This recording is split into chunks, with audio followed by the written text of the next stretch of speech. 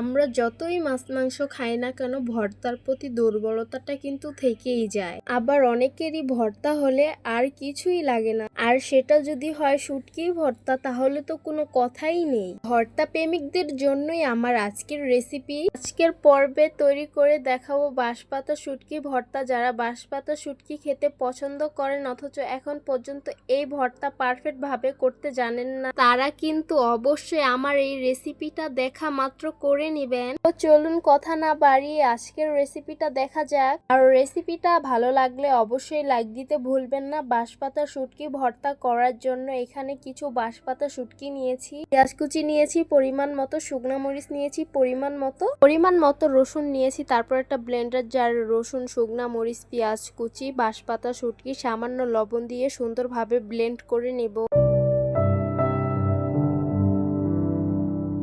দেখতেই পারছেন কি সুন্দরভাবে ব্লেন্ড করে নিয়েছি। এখন রান্না করতে চলে আসলাম। চুলায় কড়াইটা বসিয়ে দিয়েছি, কড়াই গরম হয়ে গেছে। পরিমাণ মতো সয়াবিন তেল দিয়ে দিব। তেল গরম হয়ে গেছে, এখন উপকরণগুলো তেলে দিয়ে সুন্দর করে নেড়ে মিশিয়ে নিব। উপকরণগুলো সুন্দর করে ভাজা ভাজা করে নিয়েছি। ব্লেন্ডারে জগ ধুয়ে সামান্য পানি দিয়ে দিব।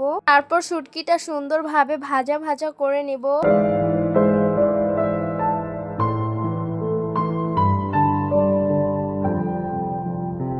তো দেখতেই পারছেন শুটকিটা কি সুন্দর ভাজা ভাজা করে নিয়েছি। শুটকি থেকে তেল ছেড়ে দিয়েছে। বাগারওয়ালা শুটকি হতে বেশি সময় লাগে না, হয়ে গেছে। এখন নামিয়ে পরিবেশন করে নিব। তো গরম গরম বাঁশপাতা শুটকিটা পরিবেশন করে নিলাম। দেখতে খুবই লোভনীয় লাগছে আর খেতে কিন্তু খুবই মজার। এটা তৈরি হয়ে গেল ঝাল ঝাল বাঁশপাতা শুটকি ভর্তা। ভর্তা প্রেমিকদের এই ভর্তা দেখে নিশ্চয়ই জিভে পানি চলে আসছে, তাই না? আশা করি আমার আজকের রেসিপিটা আপনাদের ভালো লেগেছে। আর ভালো লেগে থাকলে ফ্রেন্ড আর ফ্যামিলির সাথে শেয়ার করবেন। একটা লাইক দিতে কিন্তু ভুলবেন না। রোজার দিনে আপনারা নামাজ, রোজা, ইফতারি নিয়ে সবাই ব্যস্ত থাকি। আমিও রোজা রাখি আলহামদুলিল্লাহ। আপনারাও রোজা রাখেন। আর যারা রোজা রাখতে পারেন না তারা অবশ্যই চেষ্টা করবেন রোজা রাখার। সময় সুযোগ পেলে ভিডিওটা দেখে নেবেন। সবাই ভালো থাকবেন, সুস্থ থাকবেন আর সিস্টার্স কিচেনের সাথেই থাকবেন। আবারও কথা হবে কোনো নতুন ভিডিওতে। আল্লাহ হাফেজ।